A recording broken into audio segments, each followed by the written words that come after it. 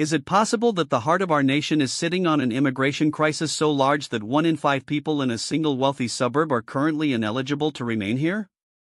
A bombshell revelation has just emerged from the halls of Congress that has turned the immigration debate completely on its head, leaving even seasoned politicians stunned.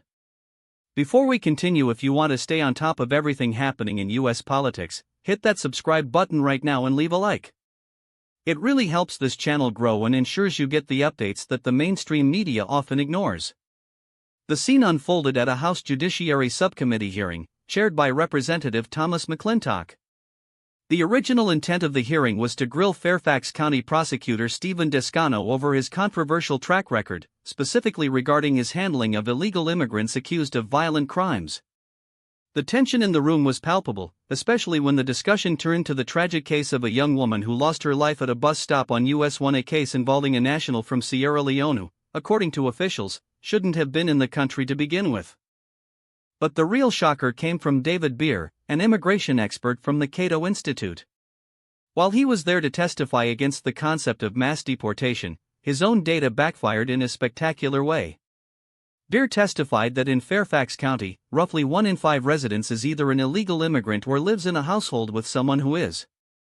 He used this figure to argue that mass deportation would be a fantasy that would destroy communities, tearing apart families, employees, and even essential workers like nurses and teachers.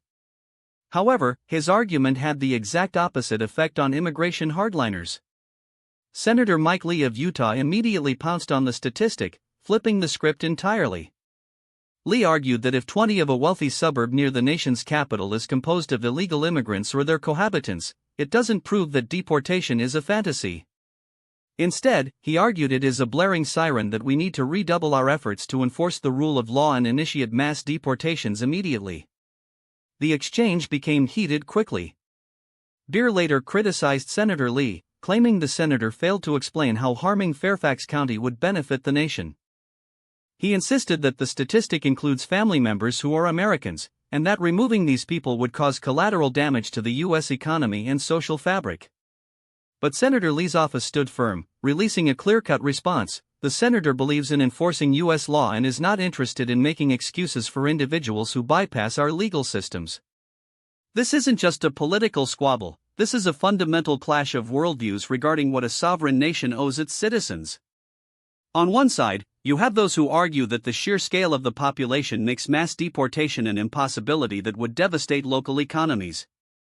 On the other, you have officials like those at the Department of Homeland Security, who argue that sanctuary policies have turned suburbs into hotbeds for criminal activity. When you have top officials claiming that a significant portion of local murders are being committed by individuals who never should have been here, the public's tolerance for the status quo hits a breaking point.